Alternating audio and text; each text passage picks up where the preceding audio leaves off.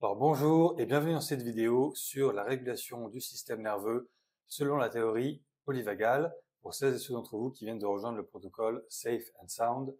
Donc allons-y, dans cette vidéo on va voir beaucoup de théories, je vais vous apprendre tout ce que vous avez à savoir sur comment fonctionne le système nerveux selon la théorie polyvagale avec ses différents états et comment naviguer à travers tout ça, reconnaître où vous en êtes et comment vous progressez dans la régulation de votre propre système nerveux avec les exercices type nerf vague et autres. Et aussi, à la fin, on verra plusieurs exercices à pratiquer ensemble. Donc allons-y pour cette vidéo sur la régulation du système nerveux avec toujours en toile de fond l'idée que l'objectif c'est que vous vous sentiez en sécurité et que ça doit toujours rester le critère principal en fait de est-ce que vous vous sentez en sécurité ou pas et de voir comment votre système nerveux réagit en fonction de ce qui se passe à l'extérieur et à l'intérieur de vous. Alors, on parle de régulation du système nerveux. Pourquoi? Parce que notre système nerveux, il est fait pour s'adapter à l'environnement et aux choses que nous sommes en train de vivre. Et il a une capacité d'accueil d'une certaine quantité de stress. Le problème, c'est que dans notre vie moderne, on a tendance à accumuler beaucoup de stress parce qu'il y a beaucoup de pression, de responsabilités, de choses à faire, et aussi parce que les accidents de la vie, les chocs qu'on peut vivre parfois, euh, entraînent notre système à devoir faire à une surdose de stress. Et quand ça devient trop ou trop souvent, eh bien, on peut passer le seuil de tolérance de notre système, et c'est là qu'on risque de rentrer en dysrégulation. Alors, pour rentrer dans le détail, j'ai pris ce schéma qui vous montre tout le spectre possible de la réponse au stress que j'ai emprunté à un collègue allemand. Donc, ce qui est important, c'est de commencer à partir de la ligne centrale ici entre la partie orange et la partie verte. Donc, la partie verte, c'est la partie où on est plus ou moins régulé, ou en tout cas, on est dans des états de ressources. Alors que dans la partie qui est à gauche, on va être dans des états de réaction au stress. Donc lorsqu'il y a un stress important ou chronique, ça va nous amener dans ces zones où on va commencer à rentrer dans les réponses automatiques que notre système nerveux a emmagasinées comme fonction normale. Quand on doit réagir, notre système nerveux le fait sans que ça soit volontaire. On se met automatiquement en mode fuite ou combat ou paralysie. Et en général, ça commence par le combat. Donc vous voyez dans la zone orange qu'on commence par des choses qui sont dans le champ de l'agressivité, c'est-à-dire de la réaction en action. On réagit contre la situation qui est négative ou difficile, parfois avec de l'agressivité ou de la combativité, c'est-à-dire qu'on va vraiment repousser les choses. Donc par exemple, on va se mettre en colère, on va hausser le ton, voilà, on va mobiliser notre corps pour vraiment se battre physiquement. Même si on ne se bat pas physiquement réellement contre quelqu'un, notre corps peut rentrer dans cet état de combativité et donc on ressent de la nervosité, du stress, de l'irritation, ce genre de choses. Il y a aussi la version passive où on ne va pas être dans le combat, mais on va être quand même dans quelque chose qui est dans la réaction agressive par rapport à ce qui se passe. Donc les comportements passifs-agressifs sont souvent aussi des comportements de défense en fait, de réaction face à un stress. Évidemment, plus on va vers la gauche, plus on est dans le rouge, et donc plus on va être dans des réactions plus violentes de notre système nerveux, qui, comme il est fait d'abord pour survivre, va mobiliser de plus en plus les ressources qui lui permettent de survivre, et de moins en moins les ressources qui permettent de réfléchir et de penser.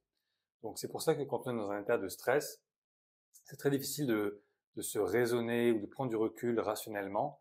Si on ne se sent pas en sécurité, on ne va pas pouvoir le faire. Pourquoi? Parce que déjà notre corps va s'empêcher de faire ça, notamment parce que le sang va quitter notre cerveau, ou en tout cas le cortex préfrontal ici qui nous permet de réfléchir, et va aller dans les zones qui sont plus liées à la mobilisation physique.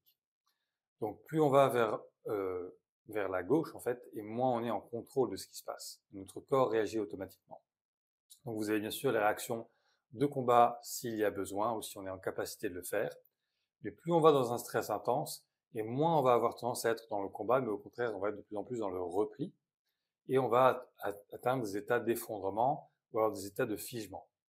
Alors vous avez deux types d'états de figement. Vous avez dans le rouge ici les états de figement quand on est immobile mais rigide. C'est quand on est encore debout mais qu'on est dans cette réaction par rapport à un stress intense où on va être figé mais rigide, c'est-à-dire que notre système nerveux est quand même dans le sympathique, dans l'activité, et on est encore capable de combattre peut-être. On est dans cet entre-deux, est-ce que je vais combattre ou est-ce que je vais fuir? Comment faire face à la situation? Si le stress est encore plus intense que ça, et qu'on n'arrive pas à fuir par exemple, eh bien on va être dans une fuite intérieure.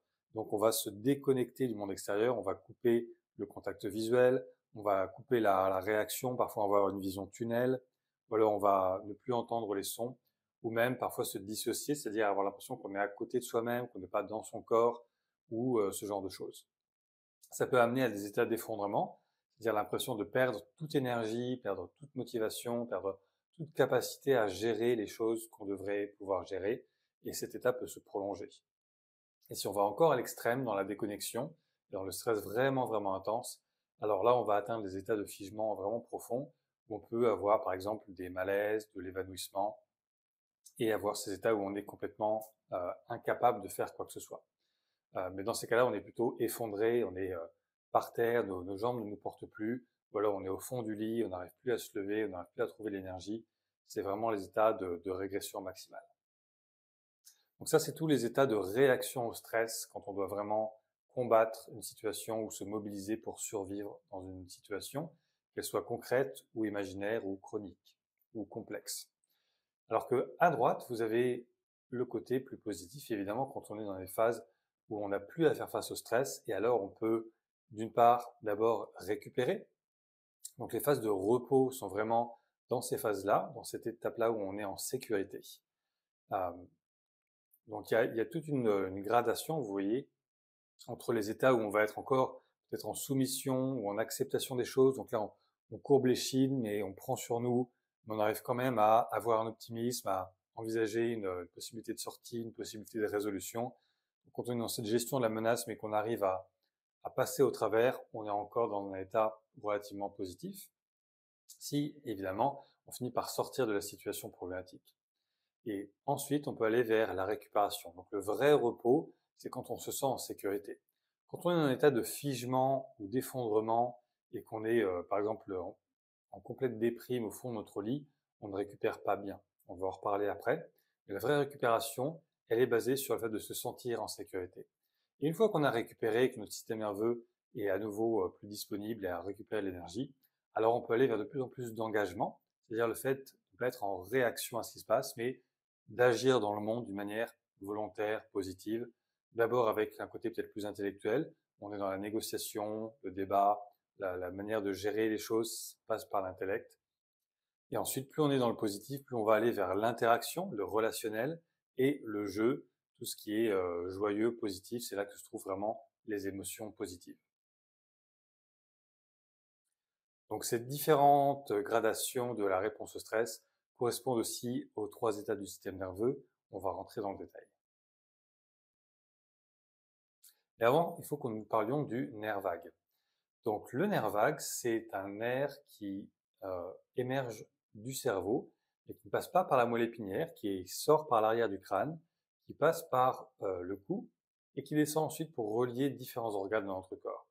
Donc vous voyez sur le schéma ici, ça représente une lithographie qui date de 1543. Donc c'est très ancien, on connaît le nerf vague depuis très longtemps.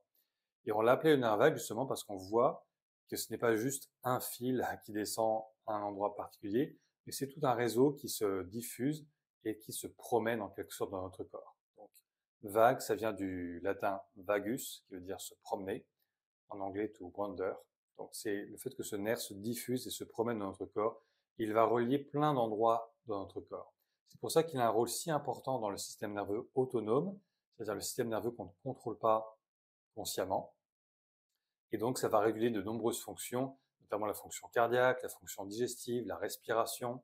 Ça vient connecter ces différents endroits. C'est aussi un axe de passage de l'influx nerveux à travers ce qu'on appelle l'axe hypothalamus, glande pituitaire et adrénale. Donc, les différentes glandes endocrines qui génèrent des hormones dans notre corps. Voilà, tout ça est connecté à travers différentes connexions, mais notamment à travers l'air vague. C'est pour ça qu'il est tellement important. Donc maintenant, voyons en détail quels sont les 3 états du système nerveux autonome selon la théorie polyvagale.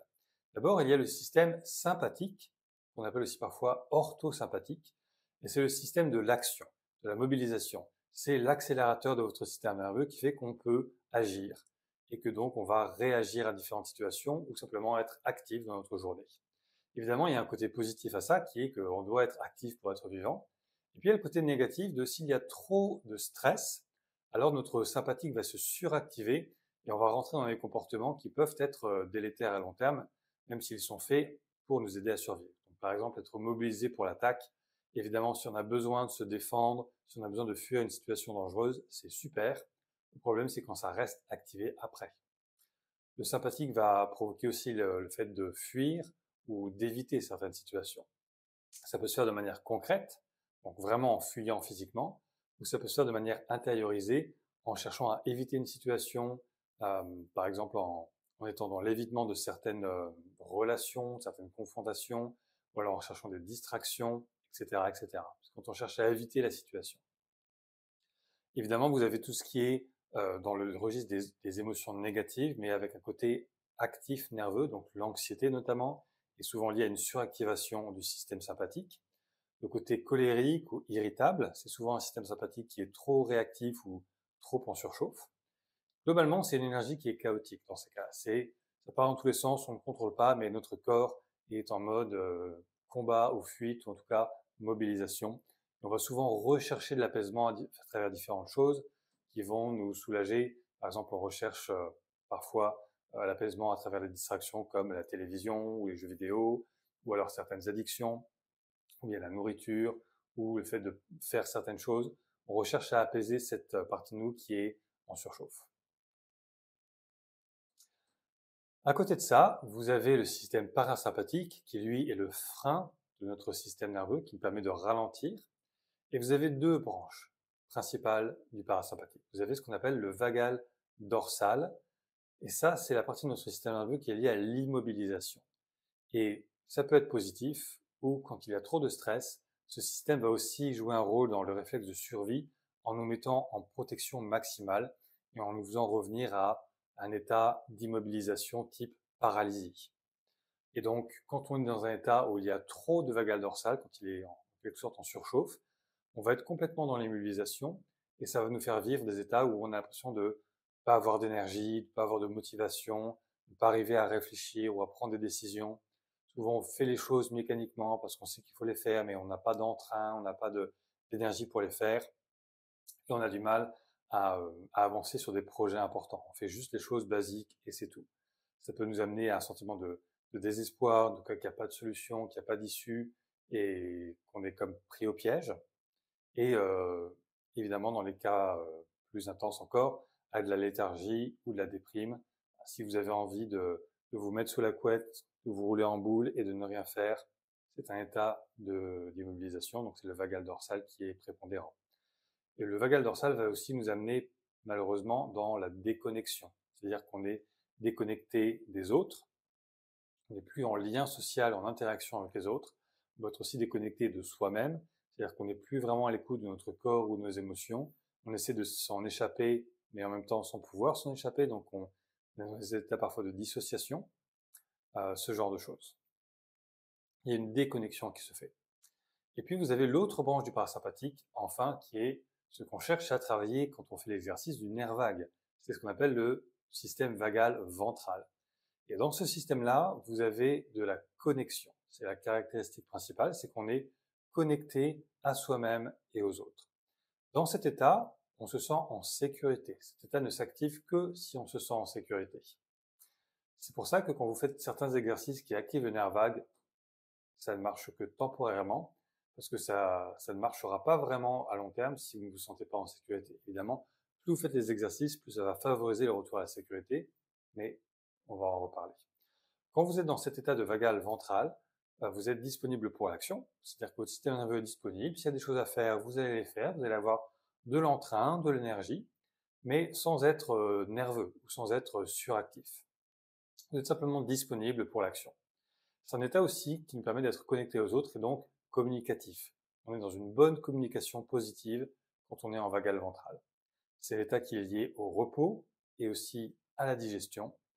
Et dans cet état, vous avez une certaine fluidité, une certaine adaptabilité. Vous n'êtes pas en combat, en lutte, en conflit. Vous n'êtes pas non plus dans l'immobilisation, le fait de faire le minimum. Vous êtes disponible pour faire les choses et selon les demandes de la journée, vous allez pouvoir vous adapter facilement. Dans cet état, on est souvent plus optimiste, ou en tout cas, on est orienté vers la recherche de solutions. on va vers quelque chose de positif. Et c'est très important pour le lien social et la co-régulation. On va voir ça dans un instant. Pour vous donner une idée un peu plus schématique, ces trois états du système nerveux se superposent parfois les uns aux autres. Et donc on peut naviguer à travers ces différentes situations, sachant que le sympathique et le vagal dorsal ne sont pas négatifs en soi. Ce qui est négatif, c'est quand on ne se sent plus en sécurité. Et à ce moment-là, ces deux systèmes nerveux vont réagir de manière extrême. Donc, il faut savoir que c'est tout à fait normal de passer à travers les trois grands états plusieurs fois par jour, et c'est tout à fait normal d'y rester quand c'est adapté et de pouvoir justement profiter, de pouvoir apprécier ces capacités de notre système nerveux à se mobiliser de ces trois manières différentes. Donc le sympathique, c'est vraiment l'action, l'activité, c'est le côté accélérateur, c'est l'énergie.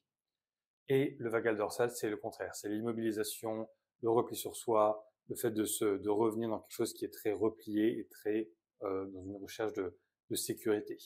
Il peut y avoir du repos dans le vagal dorsal, donc ça c'est quand on se sent en sécurité. Par exemple, quand vous dormez, vous êtes dans un état de vagal dorsal. Vous n'êtes pas ni en lien social, ni en sympathique. Donc vous êtes en vagal dorsal, mais en sécurité. Mais quand on est en forte insécurité, ça peut nous amener à être dans une paralysie ou un effondrement, un repli sur soi. Alors que le parasympathique, vagal ventral, donc l'activation du nerf vague, c'est toujours lié à la sécurité. Donc si vous êtes en sécurité, vous allez pouvoir passer facilement à travers ces trois états et aussi à travers les deux états intermédiaires qui sont ici au-dessus, qui sont aussi très positifs. Donc ici, vous avez un état combiné qui combine le vagal ventral, donc le nerf vague, et le sympathique. Typiquement, vous êtes en sécurité, dans le lien social, vous êtes présent, engagé, mais en même temps vous êtes actif. Donc c'est par exemple les activités où on joue, où on fait du sport, où on danse, ou alors quand on fait la fête, ce genre de choses. C'est actif et en même temps dans le lien avec les autres. Et de l'autre côté, vous avez un autre état combiné qui est le vagal ventral et dorsal en même temps. Donc là, on va être à la fois dans quelque chose de très, pas endormi, mais en tout cas très reposé, très doux, très lent, et dans quelque chose qui est connecté aux autres. Donc typiquement les moments où on fait des grands câlins par exemple, ou alors quand vous êtes dans l'intimité avec votre partenaire, ou avec les gens que vous aimez, mais que c'est très très reposant, là vous êtes dans cet état combiné. Donc un système nerveux qui est bien régulé, c'est un système nerveux qui passe facilement à travers les trois états, et où c'est facile. Alors qu'un système nerveux qui est dans un état dérégulé, c'est souvent parce qu'il y a de l'insécurité, et cette insécurité, elle va nous faire passer du sympathique un peu fort ou extrême au vagal dorsal trop fort ou extrême. Et on va passer de l'un à l'autre et avoir du mal à revenir au vagal ventral. Donc pour comprendre comment ça fonctionne physiquement, il faut savoir que notre système nerveux est composé de plusieurs cerveaux. Et oui, il y a le cerveau dans la tête, que tout le monde connaît bien, évidemment, mais vous avez aussi dans le cœur un réseau de neurones très développé. Vous avez des millions et des millions de neurones dans le cœur. Et puis vous avez aussi un cerveau dans le ventre, qu'on appelle le cerveau entérique, et qui lui aussi est composé de millions et de millions de cellules nerveuses. Et en fait, on s'aperçoit de plus en plus que ce cerveau, on devrait presque l'appeler le premier cerveau. Et c'est le cas parce qu'il y a une sorte de hiérarchie. On pense souvent à tort que c'est notre mental qui doit tout contrôler. Or, le mental n'est pas capable, n'est pas fait pour tout contrôler. La vérité, c'est que d'abord, notre système nerveux est fait pour survivre. C'est la première mission de notre système nerveux. Et ça se déclenche dans le ventre, dans le cerveau entérique. C'est le cerveau reptilien. C'est aussi une structure dans la tête, mais c'est pour vous montrer la hiérarchie ou la superposition de ces trois systèmes. Et il se trouve qu'à travers le nerf vague, il y a beaucoup plus d'informations qui montent depuis le ventre vers la tête que d'informations qui descendent de la tête vers le ventre. Donc c'est beaucoup plus souvent le ventre qui va envoyer des messages à travers le cœur et jusqu'au cerveau pour réguler certaines fonctions biologiques et pour surtout dire au cerveau ce qu'il est possible de faire ou pas. C'est pour ça que quand vous ne vous sentez pas en sécurité, votre cerveau, vous aurez l'impression qu'il a du mal à fonctionner. Vous vous direz, ah, j'arrive plus à penser, j'arrive plus à prendre des décisions, c'est un peu le brouillard, ou alors je m'agite, j'ai plein de pensées, je suis anxieux, ou alors je sais ce que je devrais faire, mais je n'arrive pas à le faire. Pourquoi? Parce que votre système nerveux peut se verrouiller en mode survie et va bloquer vos fonctions cognitives. C'est comme une hiérarchie. C'est d'abord, est-ce que je me sens en sécurité? Et si votre système nerveux dans le ventre dit oui, alors ça fonctionne. S'il dit non, vous vous mettez en mode survie. Et ça a un impact sur le cœur aussi, parce que le cœur, c'est les émotions, et c'est aussi, à travers le nerf vague, la régulation de la fonction cardiaque. Donc c'est important de mettre les choses à leur place. Votre cerveau a bien sûr son rôle à jouer très important, mais il ne peut bien fonctionner que si votre système nerveux a d'abord capté qu'il était en sécurité. Et c'est ça qui nous amène à ce qu'on appelle la neuroception. Donc neuroception, ça veut dire perception de trois choses. L'environnement, c'est-à-dire qu'est-ce qui se passe autour de moi, où est-ce que je suis, dans quelle pièce je suis, quelles sont les conditions de l'existence autour de moi physiquement. Est-ce que c'est un environnement qui est positif ou dangereux? Est-ce qu'il y a de la menace? Est-ce qu'il y a des ressources, etc. Donc la perception externe de l'environnement. Deuxièmement, la perception interne de notre système nerveux et des signaux qu'il nous envoie. Et troisièmement, la co-perception des systèmes nerveux qui nous entourent, c'est-à-dire des gens et aussi des animaux. Si vous êtes entouré de gens qui sont en stress, il est très probable que ça vous stresse. Pas parce que vous avez décidé d'être stressé, mais parce que votre système nerveux se demande tout le temps, est-ce que je suis en sécurité? Et si les signaux que vous recevez vous disent non, tu n'es pas en sécurité, alors votre système nerveux va réagir comme ça, même si c'est irrationnel. Donc votre système nerveux est toujours en train de scanner l'environnement, toujours en train de chercher, à travers cette neuroception, à répondre à la question « suis-je en sécurité ?» Le problème, c'est que parfois on est dans un environnement qui est sécure, mais que notre neuroception interne, nos signaux corporels internes nous disent « non, je ne suis pas en sécurité ». Et on peut se sentir en insécurité, on peut se sentir en hypervigilance, en anxiété, en stress, même si concrètement dans la situation où on est, tout va bien. On peut avoir un sentiment interne qui nous dit qu'on n'est pas en sécurité et du coup ça entraîne cette dérégulation du système nerveux. Même chose avec les gens ou les animaux avec qui on est. Par conséquent, votre système nerveux a la clé de votre zone de confort. Souvent, vous entendez parler de la zone de confort et « ah, il faut sortir de la zone de confort et aller vers notre vie idéale, nos objectifs, ce qu'on veut vraiment créer, ça se trouve en dehors de notre zone de confort. » Ok, très bien. Et pourquoi est-ce qu'on a cette zone de confort à la base et pourquoi est-ce qu'on y reste? C'est parce que notre système nerveux veut d'abord survivre. Le reste, ça vient après. Être heureux, on s'en fiche. Atteindre des objectifs, on s'en fiche. Moi, ce que je veux, c'est survivre. Et donc, plus vous vous sentez en sécurité, et plus ça va vous permettre de sortir de la zone de confort et d'étendre cette zone de confort. À partir du moment où votre système nerveux est dérégulé ou qu'il se sent en insécurité, votre zone de confort devient plus restreinte. Donc c'est bien beau de vouloir en sortir, mais c'est difficile de forcer les choses. Vous ne pouvez pas vraiment aller contre votre système nerveux, ou en tout cas pas très longtemps et pas sans conséquences. Donc, sur une échelle de 0 à 10, globalement, dans votre vie en ce moment, à combien est-ce que vous vous sentez en sécurité? Si vous êtes... Alors attends, avant de vous dire ça, il y a deux choses. Il y a l'aspect rationnel, donc logiquement, je sais que je suis en sécurité, ça c'est une chose. Mais ce qui est important, c'est la neuroception, c'est-à-dire la perception. Donc sentez dans votre corps, est-ce que vous vous sentez en sécurité? Pas est-ce que vous pensez en sécurité, mais est-ce que vous vous sentez en sécurité? C'est votre corps qui doit vous donner la réponse. Et parfois, on se dit, j'ai tout pour être heureux, mais à l'intérieur de moi, je ne me sens pas en sécurité. Et c'est ça qui est important parce que c'est ça qui détermine ce que votre système nerveux est capable de faire, les ressources qu'il est capable de déployer et dans quelle direction il les déploie. Est-ce qu'il les déploie vers la conservation de soi ou vers atteindre des objectifs, être en relation avec les autres, etc.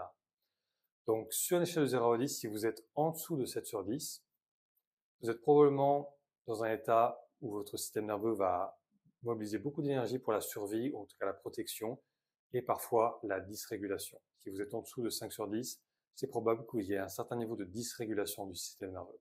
Si vous êtes au-dessus de 7 sur 10, ça va. Ça peut toujours s'améliorer. Donc, il y a 3 types de neuroception, comme je vous l'ai expliqué, intérieure, liée à l'environnement, et en résonance avec les autres. Votre système nerveux se dit, est-ce que je suis en sécurité avec les gens avec qui je suis?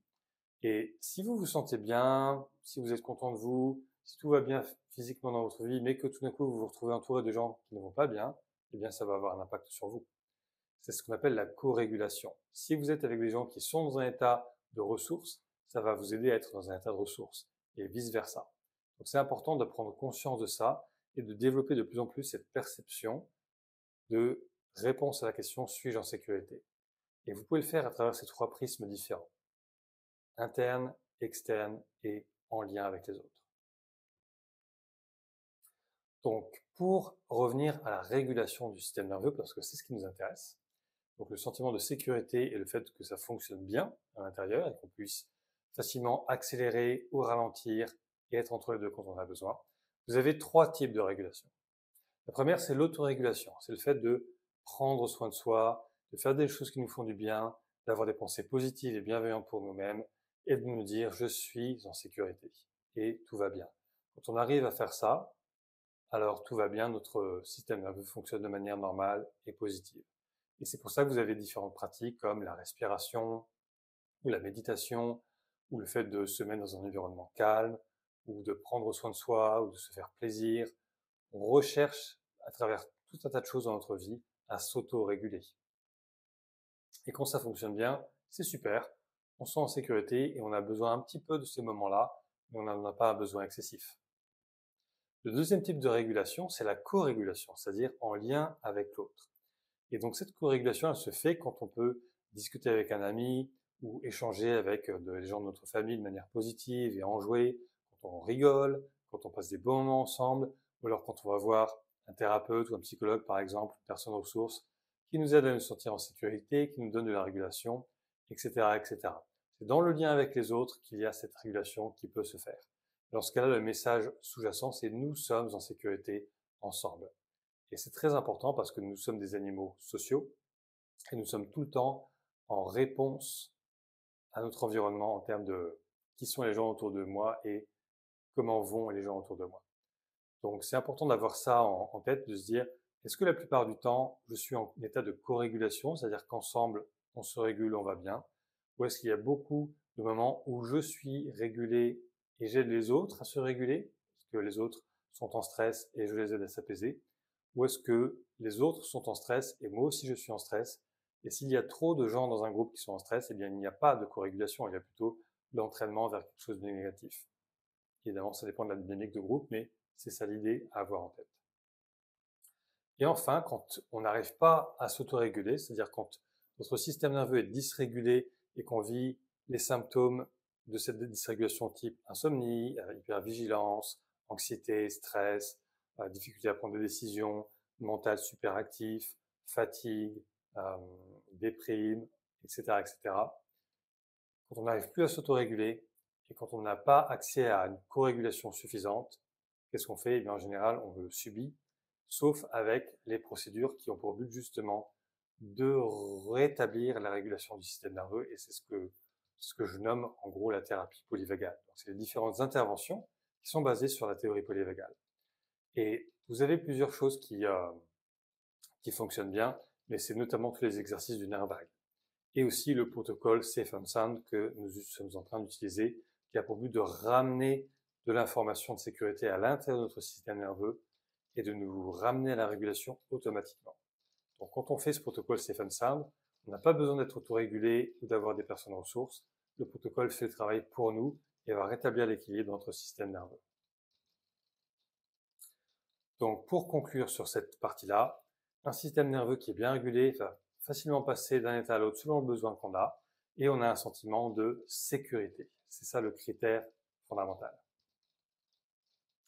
Donc les bénéfices de la théorie polyvagale, notamment avec le protocole Safe and Sound, qui, pour moi, je vous l'ai déjà dit, est une des méthodologies les plus efficaces accessibles en ce moment, très complémentaire aux exercices du nerf vague. Donc c'est une technologie qui est basée sur l'écoute d'une musique spéciale. Donc quand vous allez écouter la musique, vous allez entendre une musique que vous connaissez peut-être déjà comme certaines musiques classiques, mais elle est filtrée d'une certaine manière à travers un algorithme. Cet algorithme a été développé par Stephen Porges avec d'autres personnes. Donc c'est le fondateur de la théorie polyvagale, c'est la personne qui a publié sur ça, qui a fait des recherches sur ça, qui a fait connaître le nerf vague et ses applications. Donc c'est vraiment le leader en fait dans ce domaine-là. Et dans cette musique, on enlève toutes les fréquences qui correspondent à des signaux de danger et on renforce toutes les fréquences qui correspondent à un état de sécurité. Et aussi, des choses un peu plus subtiles qui font que ça ramène de la sécurité automatiquement et ça aide le système nerveux à se réguler, simplement en écoutant de la musique. Donc, les bénéfices de ce protocole, ça va être que vous allez vous sentir plus en sécurité, ça va favoriser un sentiment de bien-être, vous allez avoir de plus en plus accès à de la relaxation et de la vraie récupération, c'est-à-dire que votre niveau d'énergie va monter au fur et à mesure. Votre sommeil aussi peut s'améliorer avec ça. Ça favorise l'engagement social, donc le lien avec les autres. Ça va vous permettre de renforcer aussi la co-régulation entre vous et les gens avec qui vous interagissez. Et au fur et à mesure, ça va augmenter votre résistance au stress. Vous vous souvenez, le seuil de tolérance dont j'ai parlé au départ, ce seuil de tolérance, il peut augmenter si notre système est bien régulé, s'il est en cohérence. Et ça va vous permettre d'être dans la connexion. Alors, ce protocole, si vous avez déjà commencé ou si on en avait parlé ensemble, vous savez à quoi ça sert. C'est particulièrement utile pour rééduquer votre système nerveux au-delà de toute action volontaire ou consciente. Et notamment, si vous souffrez d'insomnie ou d'anxiété ou ce genre de choses, vous avez peut-être déjà tenté de faire une thérapie ou d'autres interventions. Si jamais elles n'ont pas fonctionné ou si elles ont été difficiles, c'est peut-être parce qu'en dessous de ça, votre système nerveux était dysrégulé, qu'il n'arrivait pas à se réguler.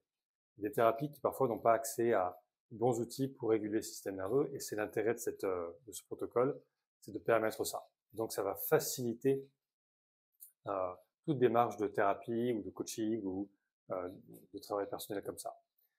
Et ça va aussi être utile si vous n'êtes pas prêt à suivre une thérapie. Vous savez que ce n'est pas une obligation. Je suis disponible pour vous aider, mais le protocole en soi est aussi autosuffisant. Et ça va de toute manière améliorer le fonctionnement de votre système nerveux. Autre chose aussi que je voulais mentionner, c'est que c'est excellent pour les enfants comme pour leurs parents. Ça marche très bien pour les enfants. Donc ça les aide beaucoup à se réguler et c'est particulièrement efficace dans les cas de certains enfants qui ont des besoins spécifiques. Je pense notamment aux troubles du spectre de l'autisme, aux troubles du développement, de la concentration, etc., etc. Donc, si vous avez autour de vous des enfants qui pourraient en bénéficier, eh bien, n'hésitez pas à m'en parler. Alors, il y a plusieurs personnes qui m'ont demandé, Gaëtan, quelles sont les études cliniques, qu'est-ce qu'on a de mesurer l'efficacité et sur quoi c'est efficace et comment. Donc, je vais faire une vidéo spécialement dédiée à toutes les recherches cliniques sur le protocole Safe and Sound. Mais pour l'instant, je voulais juste vous donner un aperçu des éléments principaux. Donc, ça a été mesuré. Il y a des études, des cas cliniques et des études cliniques randomisées qui existent. Je vous donne simplement les bases. Donc, pour l'anxiété, il y a une mesure qui utilise un test psychométrique qu'on appelle le GAD-7. Donc, c'est pour le trouble anxieux généralisé. Ça permet de mesurer le niveau d'anxiété. Et vous voyez sur le schéma qu'on a mesuré sur 313 personnes. Globalement, en moyenne, il y a une diminution de 39% du niveau d'anxiété avec les 5 heures d'écoute du programme. Donc, seulement 5 heures, une diminution de 39%, c'est pas mal. Et ça fait que la plupart des gens vont passer d'un niveau clinique, c'est-à-dire ils ont un problème d'anxiété qui est diagnostiqué, qui est comme un trouble psychologique, ils ont de l'anxiété, à un niveau qui est considéré comme sous-clinique ou normal. Donc ça ne veut pas dire qu'ils sont paisibles comme le Bouddha, mais en tout cas que l'anxiété est beaucoup réduite et que c'est beaucoup plus facile de vivre une vie normale et de gérer plus facilement les moments de stress. Donc c'est quand même un beau résultat. Ça a été mesuré aussi sur la dépression, donc on est sur quelque chose d'à peu près équivalent, on est sur une diminution de 36% des symptômes de dépression avec les 5 heures d'écoute, et 54% des personnes testées sont passées d'un niveau clinique, donc dépression diagnostiquée, à un niveau normal, c'est-à-dire peut-être encore déprimé ou mal de certaine manière, mais pas en dépression officiellement. Évidemment, tout ça c'est graduel, mais ça permet de voir qu'il y a une amélioration de la qualité de vie qui est quand même significative. Ça a été aussi mesuré pour le syndrome de stress post-traumatique, donc c'est un cas particulier de traumatisme. On est sur à peu près la même chose, en fait, c'est la diminution de 39% avec les 5 heures d'écoute, et passage à un niveau sous-clinique pour 63% des personnes. Ça a été testé sur 120 personnes. Vous avez aussi plusieurs études, dont je ne rentre pas dans le détail pour l'instant, mais juste pour vous donner un aperçu sur l'hypersensibilité, donc au son, à la voix, aux hypersensibilités visuelles, tactiles, l'aversion sociale, l'aversion à certains aliments aussi, ou des problèmes digestifs, tout un tas de problèmes neurodéveloppementaux. Donc vous donnerai le détail dans une autre vidéo. Mais on observe une diminution significative sur tous ces marqueurs-là, ce qui est assez impressionnant. C'est normal parce que tout ça est lié au système nerveux.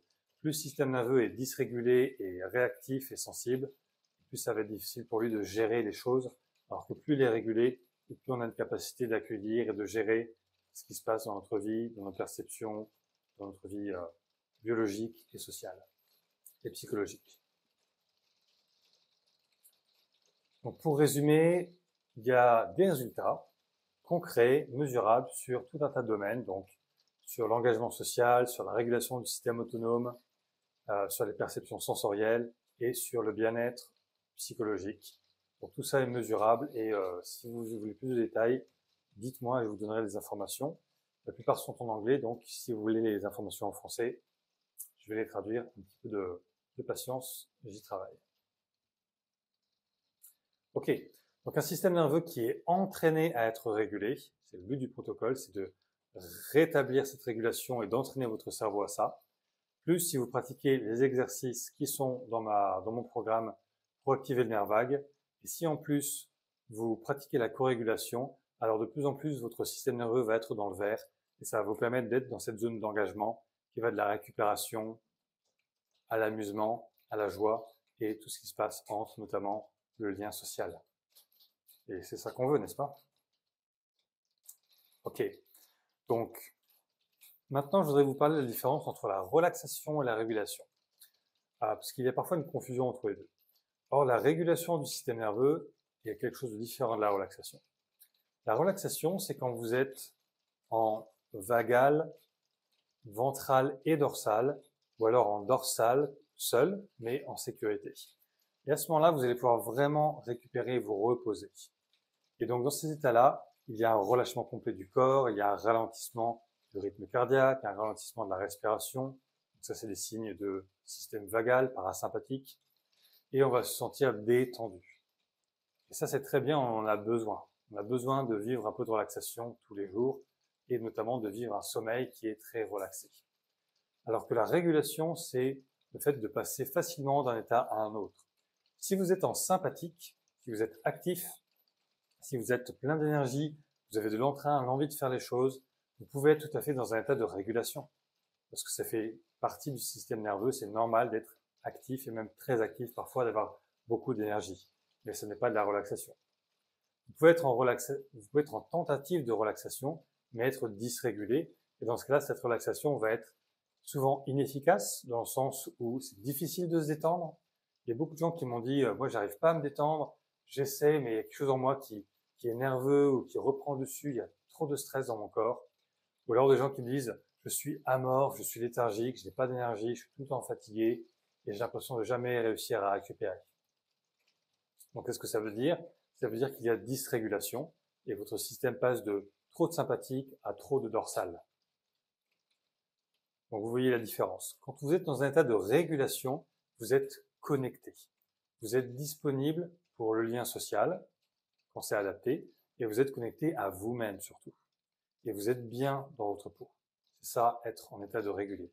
Donc, on peut être calme et être régulé ou dysrégulé, ou on peut être régulé en étant actif ou dysrégulé en étant actif. J'espère que la différence est bien claire. On en reparlera dans les entretiens. On m'a demandé aussi quelle est la différence entre la récupération et l'effondrement. Alors, j'ai déjà un peu répondu à ça, du coup. Est-ce que vous voyez la différence? Quand vous êtes dans un état d'effondrement, c'est parce que votre vagal dorsal se suractive, il prend le dessus sur les autres systèmes pour essayer de revenir à la sécurité et à la sécurité en mode repli sur soi. Et donc dans ce mode-là, on va vivre de l'effondrement, c'est-à-dire l'impression d'avoir plus envie de rien, ou de plus avoir envie de parler à qui que ce soit, d'avoir envie d'éviter les gens, d'être seul dans sa bulle, peut-être d'aller dans sa chambre ou même dans son lit. Ça peut amener vers des états de dépression, de perte de motivation, perte de plaisir, perte de sens, ou la dissociation, et souvent un mental agité dans ces cas-là. Votre mental est toujours en train de tourner, tourner, tourner. Ça peut avoir tendance à aller vers l'autocritique ou le jugement, mais ça peut être aussi penser à plein de choses, se faire des scénarios, penser à qu'est-ce que j'ai dit à tel moment, qu'est-ce que j'aurais dû dire, pas dire, comment je vais faire demain, comment je vais essayer de gérer ça. Votre mental essaie de trouver des solutions, mais votre corps, lui, il est en épuisement. Et donc cet état-là est un état qui est peu récupérateur parce que de toute manière, en dessous de l'effondrement, il y a un manque de sécurité. Et donc votre système nerveux est quand même en mode survie. Le véritable repos, sans E, le véritable repos se trouve dans le vagal ventral, avec peut-être du dorsal en plus, mais essentiellement du vagal ventral. À ce moment-là, ça veut dire qu'on se sent en sécurité, ça veut dire qu'on va avoir une qualité de récupération. Donc pour le sommeil notamment, on va avoir une vraie qualité de sommeil. C'est aussi très important pour la digestion. Pourquoi? Parce que la digestion mobilise beaucoup de ressources pour notre corps, et si on est en mode survie, notre corps va divertir ces ressources vers l'action, la fuite ou la paralysie. Et donc, il va donner moins d'importance à la digestion. On peut bien digérer que si on est à de vagal ventral.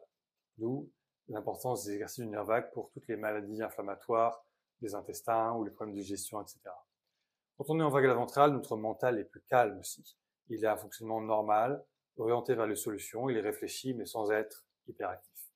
Et ça permet aussi un passage à l'engagement social et à l'activité. C'est plus facile d'être en action et on a plus d'énergie.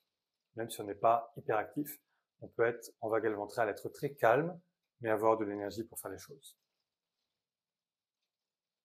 Alors qu'un état vagal dorsal qui est prolongé n'est ni normal ni sain. C'est pas sain d'être longtemps en vagal dorsal. On est censé passer à travers le vagal dorsal et ensuite passer aux autres modes. Mais si on reste coincé là-dedans trop longtemps, c'est souvent indicateur qu'il y a un manque profond de sécurité. Et donc c'est très très important de pratiquer la régulation du système nerveux dans les états par exemple de dépression ou de burn-out ou de surmenage, de fatigue, etc., etc. Parce que le côté psychologique est bien sûr fondamental, très important, mais le côté physique, biologique est aussi prépondérant. Si votre système nerveux est en mode survie, ça va être difficile de faire, d'avancer psychologiquement. Donc revenir à la sécurité, ça va vous permettre de vraiment vous reposer et ensuite d'aller vers les solutions. Donc quand on est dans un vagal dorsal qui est trop prolongé ou qui est trop intense, eh bien, les stratégies qui existent, c'est d'abord, c'est toujours ce que je recommande, d'avoir un accompagnement, que ce soit avec un professionnel ou autre. Donc là, ça va vous permettre de vous donner de la co-régulation, d'être régulé en résonance avec quelqu'un. Les exercices d'activation du nerf vague, ça va vous aider à repasser en vagal ventral. Ça va demander plus d'efforts et un travail plus long pour que ça tienne, parce que ça va devoir passer à travers tout un tas de stress qui doit être évacué. Donc, il faut persévérer avec ces exercices-là. Et enfin, c'est utiliser certaines techniques de relaxation si on est en sympathique trop fort. Si on est léthargique, effondré, déprimé, mais en même temps nerveux, c'est possible d'avoir les deux. C'est possible d'être à la fois déprimé et anxieux, par exemple. Dans ce cas-là, il faut aussi faire de la relaxation pour calmer le sympathique. Et il faut pratiquer tout ça autant que nécessaire jusqu'au retour de l'engagement social, c'est-à-dire le fait d'être bien, d'être dans le lien, dans les discussions avec les autres. C'est vraiment le signe qu'on se sent en sécurité. Donc passons maintenant aux exercices de neuroception et de régulation du système nerveux.